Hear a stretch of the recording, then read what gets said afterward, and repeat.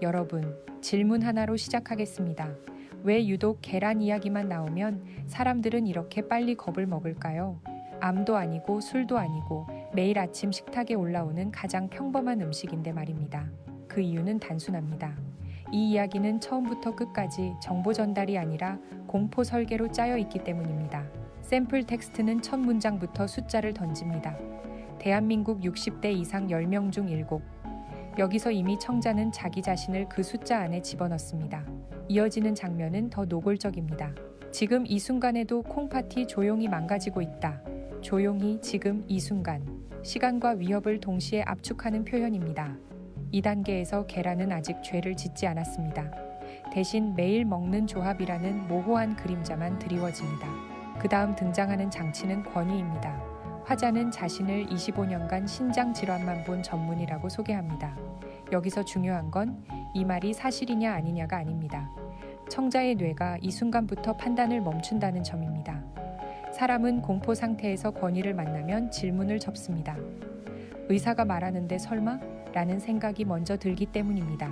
그리고 본격적인 프레이밍이 시작됩니다. 계란은 단독으로 등장하지 않습니다. 항상 함께 나옵니다. 감, 두유, 진한 녹차와 커피. 이 세 가지는 모두 어르신들에게 익숙하고 건강하다고 믿어온 것들입니다. 여기서 심리적 전환이 일어납니다. 나쁜 음식을 먹어서 아픈 게 아니라 좋은 걸 잘못 섞어서 망가졌다. 이 프레임은 죄책감을 최소화하면서 동시에 공포를 극대화합니다. 잘못은 내 의지가 아니라 내가 몰랐던 조합에 있었던 것이 되기 때문입니다. 샘플 텍스트는 이 지점에서 한 번 더 속도를 올립니다. 단순한 불편함이 아니라 응급실, 수술, 투석이라는 단어가 연속으로 등장합니다. 여기에는 회복이나 중간 단계가 없습니다. 곧장 최악의 결말로 점프합니다. 이때 청자의 머릿속에는 하나의 공식이 만들어집니다. 계란 더하기 일상적인 음식, 그 결과는 돌, 고통, 병상이라는 공식입니다.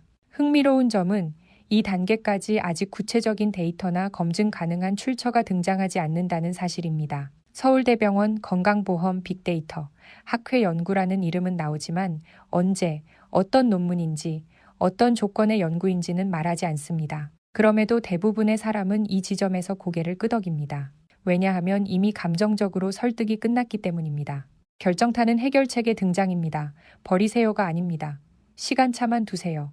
이 말은 너무 매력적입니다. 계란을 포기하지 않아도 되고 생활을 완전히 바꿀 필요도 없습니다. 단지 몇 시간만 조절하면 된다는 메시지는 공포 뒤에 안도감을 주면서 동시에 화자의 신뢰를 더 강화합니다. 공포를 만든 사람이 해결책까지 쥐고 있기 때문입니다. 정리해 보겠습니다. 이 이야기가 강하게 밝히는 이유는 계란이 특별해서가 아닙니다.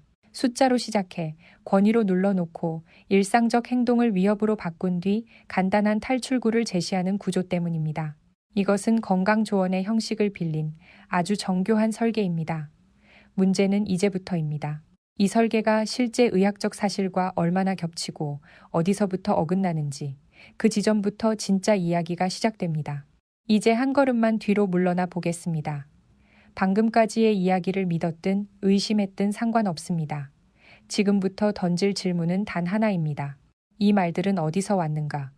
건강정보에서 이 질문을 건너뛰는 순간 우리는 사실이 아니라 분위기를 소비하게 됩니다. 샘플 텍스트는 반복해서 강력한 이름들을 호출합니다. 서울대병원, 대한학회, 국민건강보험, 빅데이터. 듣는 순간 고개가 끄덕여지는 단어들입니다. 문제는 그 다음입니다. 언제 발표됐는지, 어떤 연구인지, 대상이 누구였는지에 대한 정보는 나오지 않습니다. 연구라는 말은 있지만 연구의 얼굴은 없습니다. 날짜도 없고, 제목도 없고, 조건도 없습니다. 이것이 의미하는 바는 분명합니다. 검증할 수 없다는 것입니다. 여기서 중요한 원칙 하나를 짚고 가야 합니다. 의학 정보는 누가 말했다보다 어디에 적혀 있느냐가 더 중요합니다. 논문이면 저널 이름과 연도, 가이드라인이면 발행 기관과 개정 시점, 통계면 표본수와 분석 기준이 따라와야 합니다. 이 중 하나라도 빠지면 그 순간부터 정보는 사실이 아니라 주장에 가까워집니다. 샘플 텍스트는 이 공백을 사례로 메웁니다. 70대 어르신의 수술 이야기, 응급실의 참혹한 장면, 눈물 섞인 고백. 이런 장면은 강력합니다. 하지만 여기서 냉정해질 필요가 있습니다. 한 사람의 사례는 가능성을 보여줄 수는 있어도 일반적인 위험도를 증명하지는 못합니다. 의학에서 사례는 출발점이지 결론이 아닙니다. 또 하나 주목할 대목은 숫자의 사용 방식입니다. 10명 중 7, 78%. 숫자가 등장하면 사람들은 과학이라고 느낍니다. 그러나 숫자 자체보다 중요한 것은 그 숫자가 어떻게 나왔느냐입니다. 대상이 건강한 사람인지, 이미 질환이 있는 사람인지, 식습관 외에 다른 변수는 통제됐는지. 이런 설명이 빠진 숫자는 방향을 제시하지 못합니다. 크기만 키울 뿐입니다. 이쯤에서 많은 분들이 이렇게 생각하실 겁니다. 그래도 의사가 말했잖아. 맞습니다. 그래서 이 프레임은 더 강력합니다. 하지만 의학의 세계에서 의사 한 명의 경험과 검증된 근거는 같은 급이 아닙니다. 경험은 통찰을 줄 수 있지만 기준을 만들지는 못합니다. 기준은 언제나 다수의 데이터와 공개된 검증 과정을 통해 만들어집니다. 결국 핵심은 이것입니다. 이 이야기가 틀렸다고 단정할 수는 없습니다. 하지만 맞다고 확신할 근거도 지금까지는 제시되지 않았습니다. 출처가 흐릿한 권위, 확인되지 않은 숫자, 감정적으로 강력한 사례가 결합되면 사람은 질문을 멈추게 됩니다. 바로 그 지점이 가장 위험합니다. 이제 다음 단계로 가야 합니다. 이 주장들 가운데 실제 의학 문헌과 정확히 맞물리는 부분은 어디인지, 그리고 어디서부터 어긋나기 시작하는지. 먼저 가장 많이 언급된 음식, 감 이야기부터 차분히 들여다보겠습니다. 이제부터는 감정을 잠시 내려놓고 종이 위에 남아있는 기록을 보겠습니다. 앞선 주장들 가운데서도 감 이야기가 유독 강하게 기억에 남는 이유는 간단합니다. 이것은 완전히 꾸며낸 공포가 아니라 실제 의학 문헌과 맞닿아 있는 지점이 있기 때문입니다. 의학 용어로 위석, 정확히는 식물성 위석이라 불리는 베조아 가운데에는 퍼시먼 베조아라는 분류가 있습니다. 말 그대로 감과 관련된 위석입니다. 의학 논문에는 덜 익은 감에 많이 들어있는 탄닌이 위산과 반응해 끈적한 덩어리를 만들고 여기에 식이섬유와 단백질 성분이 엉겨 붙으면서 점점 단단해질 수 있다는 설명이 등장합니다. 이것은 가설이 아니라 실제로 보고된 현상입니다. 실제 사례도 있습니다. 2016년에 발표된 한 의학 보고에서는 50대 남성이 거대한 감 위석으로 인해 위출구가 막혀 극심한 복통과 구토를 겪었다는 내용이 기록돼 있습니다. 내시경으로 해결되지 않아 결국 시술적 개입이 필요했던 케이스입니다. 중요한 건 이 사례가 가능성의 영역에 있다는 점입니다. 감을 먹으면 반드시 돌이 생긴다는 말이 아니라 특정 조건에서 그런 일이 실제로 발생한 적이 있다는 사실입니다. 여기서 조건이라는 단어가 핵심입니다. 문헌을 자세히 보면 공통점이 드러납니다. 대량 섭취, 공복 상태, 덜 익은 감, 그리고 위운동성이 떨어진 경우입니다. 다시 말해 아무 때나 감 하나 먹는다고 이런 일이 생긴다는 의미는 아닙니다. 위험은 조합과 상황 속에서 커집니다. 이 지점에서 샘플 텍스트의 전략을 다시 보게 됩니다. 감과 계란이 만나면 무조건 시멘트처럼 굳는다는 표현은 과학적 설명을 극적으로 단순화한 결과입니다. 실제 문헌에서는 감 자체의 탄닌과 위환경이 중심 변수로 다뤄집니다. 계란 단백질이 여기에 기여할 수 있는 가능성을 완전히 배제할 수는 없지만 그것이 단일 원인으로 작동한다고 말할 근거는 훨씬 약합니다. 그럼에도 이 이야기가 설득력을 얻는 이유는 분명합니다. 감 위석이라는 실제하는 의학적 개념이 있기 때문입니다. 완전히 허공에서 만들어진 공포가 아니라 현실의 조각 하나를 잡아 크게 확대해 놓은 구조입니다. 문제는 확대의 방향입니다. 가능성을 일반화하고 조건을 삭제한 채 결론만 남겨두면 이야기는 곧장 경고문이 됩니다. 여기서 우리가 얻어야 할 교훈은 단순합니다. 감과 위석의 연결은 의학적으로 존재합니다. 하지만 그것은 극히 제한된 상황에서 보고된 현상이지 일상적인 식습관 전체를 덮는 규칙은 아닙니다. 이 차이를 구분하지 못하면 우리는 사실을 배우는 것이 아니라 공포를 외우게 됩니다. 이제 다음 질문으로 넘어가야 합니다. 그렇다면 시간차 2~3시간이라는 해결책은 과연 과학적 근거를 가진 말일까요? 위장은 정말 그렇게 단순하게 움직일까요? 다음 장에서 그 이야기를 이어가겠습니다. 앞선 이야기에서 감과 위석은 분명히 의학 문헌과 맞닿아 있었습니다. 그렇다면 샘플 텍스트가 제시한 해결책 2~3시간만 띄우면 된다는 조언은 어떨까요? 이 말은 너무 단정적이고 그래서 더 매력적으로 들립니다. 하지만 위장은 타이머처럼 정확하게 움직이는 기관이 아닙니다. 의학적으로 위에서 음식이 내려가는 과정을 위배출이라고 부릅니다. 병원에서 시행하는 위배출 검사를 보면 기준이 딱 떨어지지 않습니다. 보통 식후 2시간, 4시간지 리마인드스로 나누어 관찰합니다. 2시간에 얼마나 남아있는지, 4시간에 대부분 비워졌는지를 보는 방식입니다. 이 말은 곧 같은 음식을 먹어도 사람마다, 상황마다 위에 머무는 시간이 크게 달라진다는 뜻입니다. 여기서 중요한 변수들이 등장합니다. 음식의 형태, 지방 함량, 단백질 비율, 섬유질의 양, 그리고 개인의 위 운동성입니다. 나이가 들수록 위 배출이 느려질 수 있는 경우도 있고, 당뇨나 특정 약물을 복용하는 사람은 더 큰 차이를 보이기도 합니다. 즉, 2~3시간이라는 숫자는 평균값에 가까운 추정일 뿐 안전선으로 작동하는 절대 기준은 아닙니다. 샘플 텍스트는 이 복잡한 과정을 과감히 단순화합니다. 계란을 먹고 나면 일정 시간이 지나 위가 비워지고 그 다음에 다른 음식을 먹으면 문제가 없다는 그림을 그립니다. 이 설명은 이해하기 쉽지만 동시에 위험합니다. 왜냐하면 사람들에게 시간만 지키면 괜찮다는 과도한 확신을 주기 때문입니다. 실제 임상 현장에서는 이렇게 말하지 않습니다. 이 음식은 몇 시간 뒤에 드세요가 아니라 증상이 있다면 조심하세요. 위장 기능이 떨어져 있다면 나눠 드세요. 불편함이 반복되면 검사를 받아보세요. 라고 말합니다. 기준은 시간보다 몸의 반응입니다. 더부룩함, 복통, 구역감 같은 신호가 계속된다면 그 자체가 이미 조정이 필요하다는 메시지입니다. 여기서 한 가지 짚고 넘어가야 할 사실이 있습니다. 시간차 조언은 틀렸다고 말하기도 어렵고 맞다고 단정하기도 어렵습니다. 평균적인 소화 과정을 참고한 생활 조언으로는 사용할 수 있습니다. 하지만 이것을 마치 과학적으로 입증된 안전 공식처럼 제시하는 순간 정보는 설명이 아니라 처방이 됩니다. 정리해 보겠습니다. 위장은 시계가 아닙니다. 2시간, 3시간이라는 숫자는 참고선일 뿐 보호막이 아닙니다. 이 단순화된 숫자가 반복적으로 강조될수록 사람들은 오히려 자신의 몸 상태를 관찰하는 일을 소홀히 하게 됩니다. 그리고 바로 그 지점에서 건강 정보는 도움을 주는 말을 넘어 위험한 확신으로 변합니다.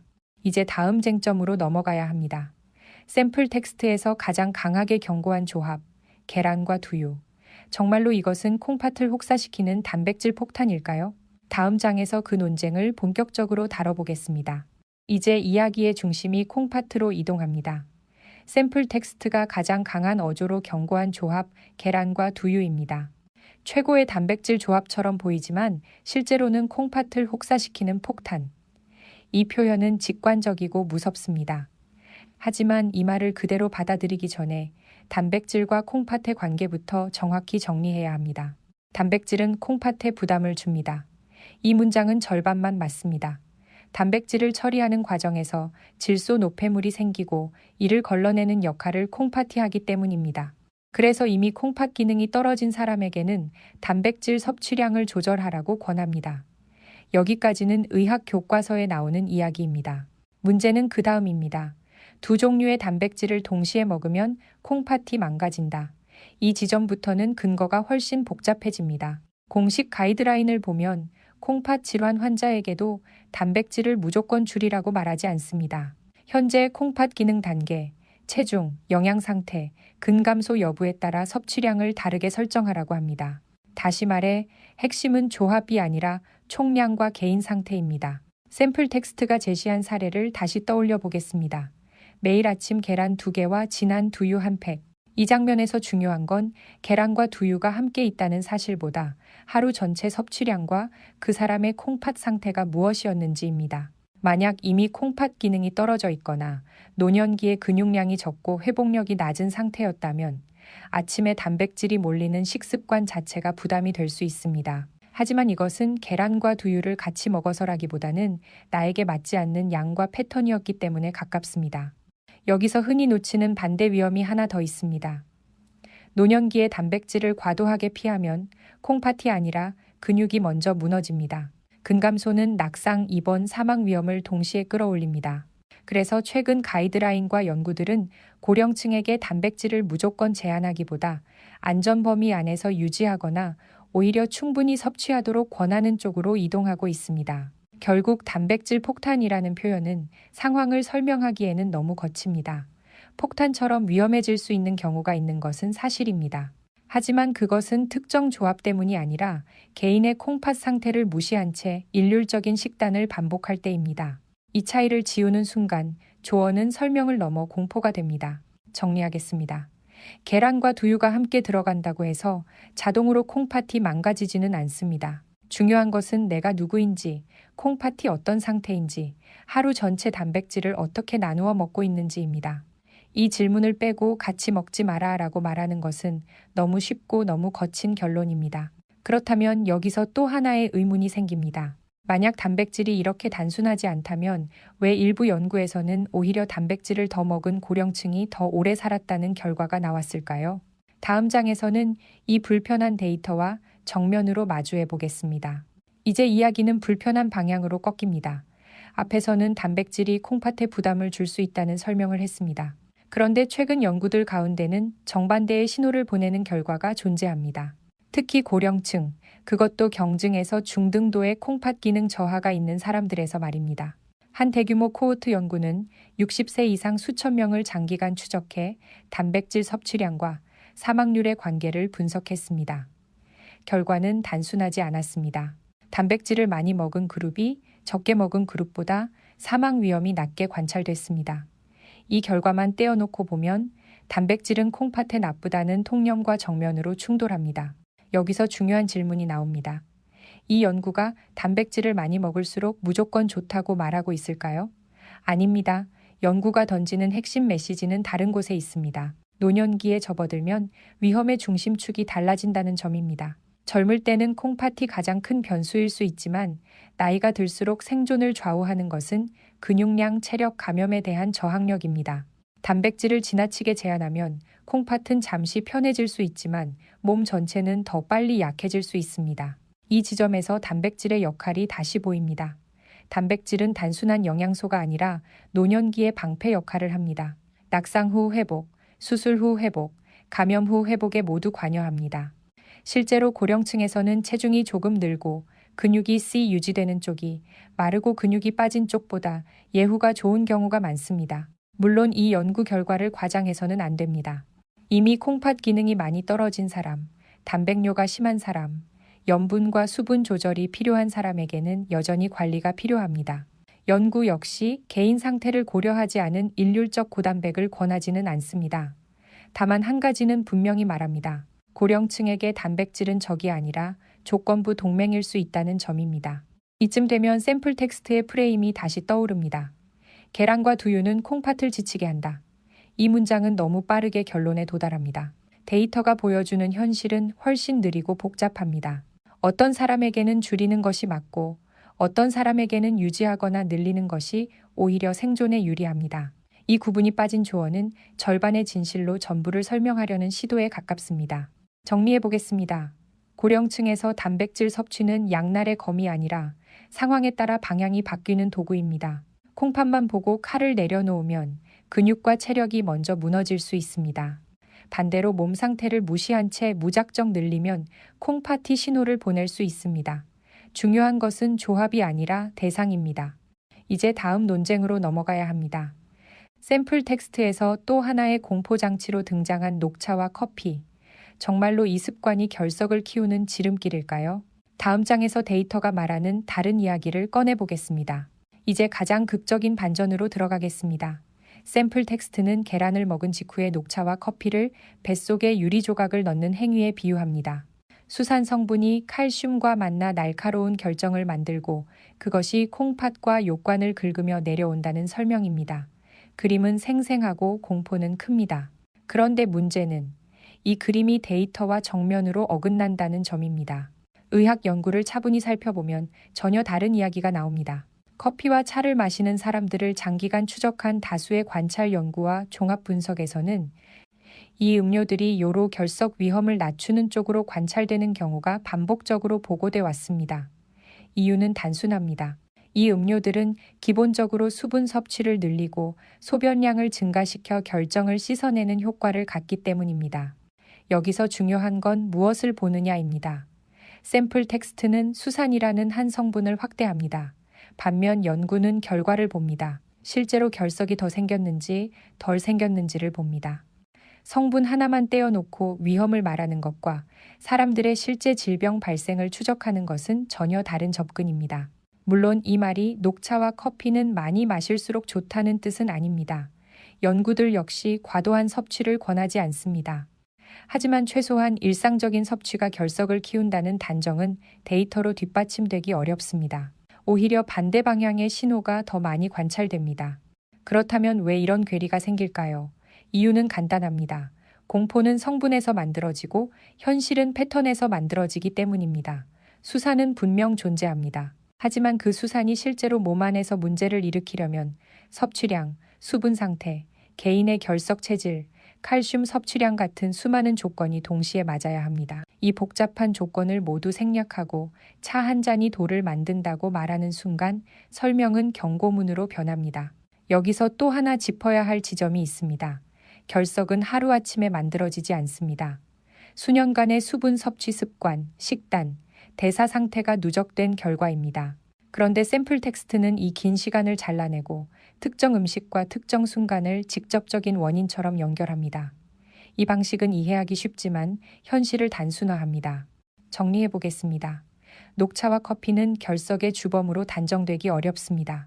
오히려 다수의 데이터는 일상적 섭취가 위험을 낮출 수 있음을 시사합니다.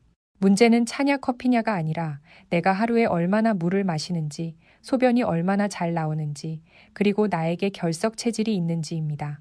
이제 다음 질문이 남습니다. 그렇다면 왜 일부 자료에서는 여전히 차와 커피를 조심하라고 말할까요? 그 경고는 완전히 틀린 걸까요? 아니면 특정 조건에서만 유효한 걸까요? 다음 장에서는 그 미묘한 경계선을 들여다보겠습니다.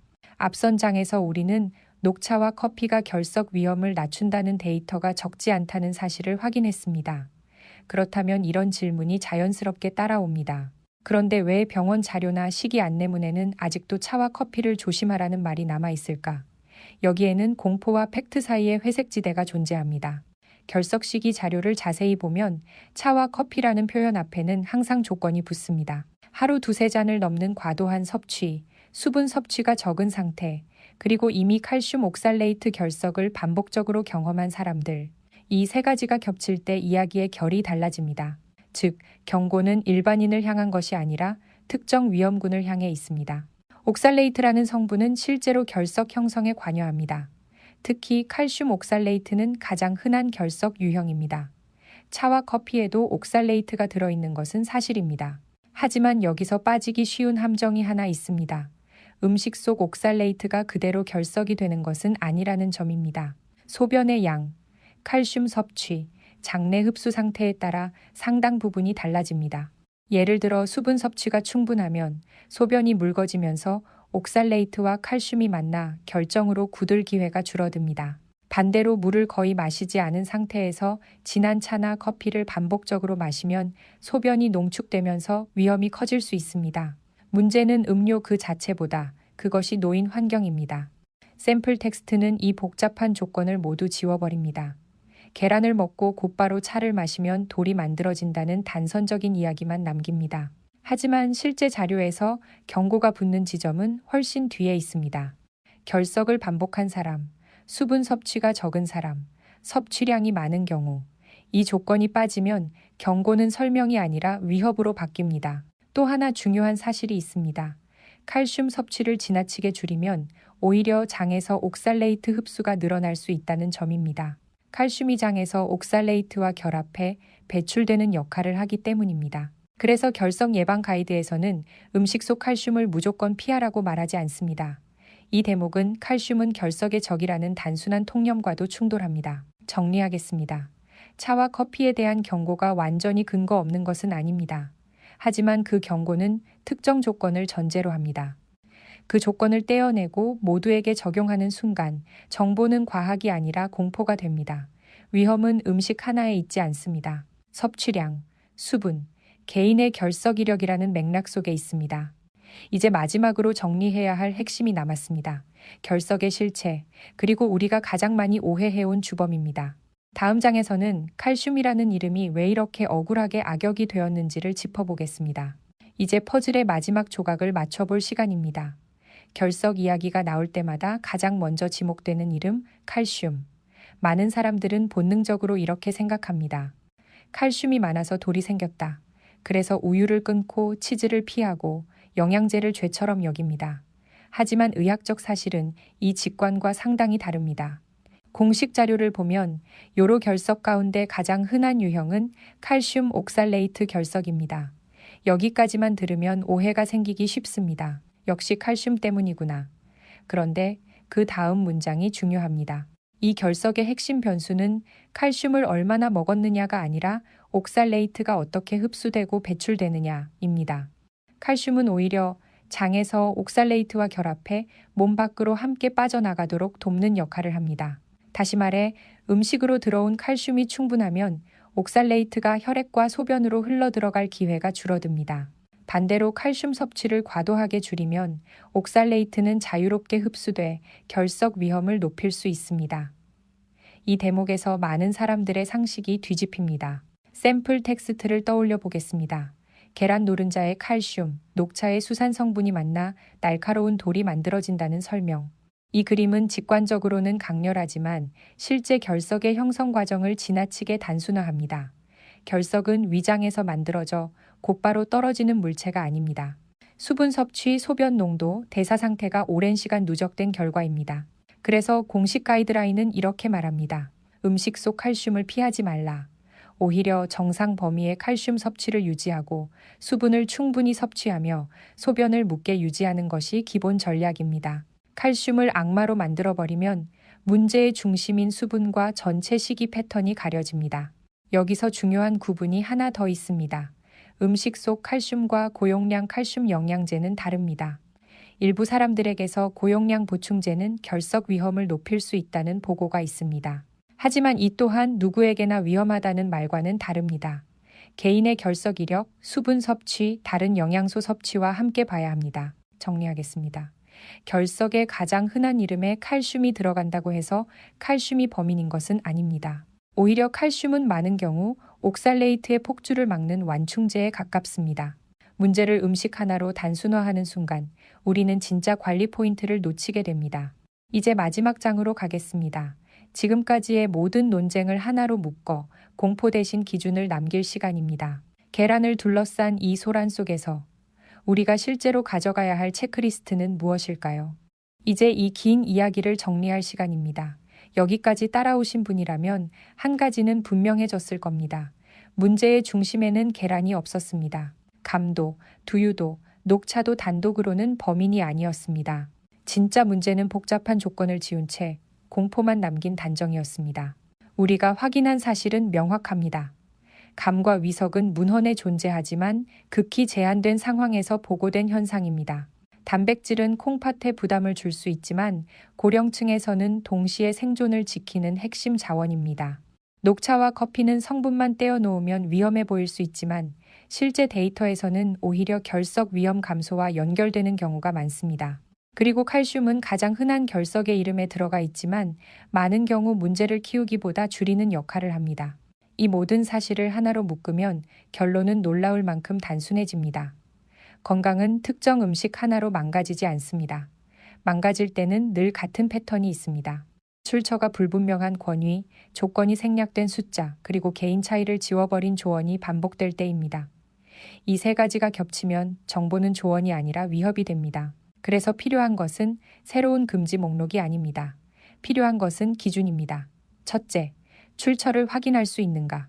연구라면 제목과 연도, 가이드라인이라면 발행기관이 분명한가? 둘째, 대상이 누구인가? 건강한 사람인지, 이미 질환이 있는 사람인지, 고령으로 근감소 위험이 큰 사람인지. 셋째, 조건이 명시돼 있는가? 섭취량, 수분 상태, 개인 이력 같은 전제가 빠져 있지는 않은가? 이 세 가지만 기억하면 계란을 먹지 마라 같은 문장은 더 이상 우리를 흔들지 못합니다. 대신 이렇게 질문할 수 있게 됩니다. 이 말은 나에게도 해당되는가? 이 질문을 던질 수 있는 순간 공포는 힘을 잃습니다. 마지막으로 한 가지 더 말씀드리고 싶습니다. 건강정보의 목적은 겁을 주는 것이 아니라 선택권을 주는 것입니다. 오늘 본 이야기처럼 공포로 시작해 간단한 해결책으로 끝나는 구조는 매력적이지만 오래 남지 않습니다. 반대로 기준을 배우면 다음에 또 다른 영상과 제목을 만나도 스스로 걸러낼 수 있습니다. 정리하겠습니다. 계란은 여전히 계란입니다. 문제는 계란이 아니라 우리가 정보를 소비하는 방식입니다. 출처를 보고 조건을 묻고 나의 상황을 대입하는 것. 이것이 오늘 이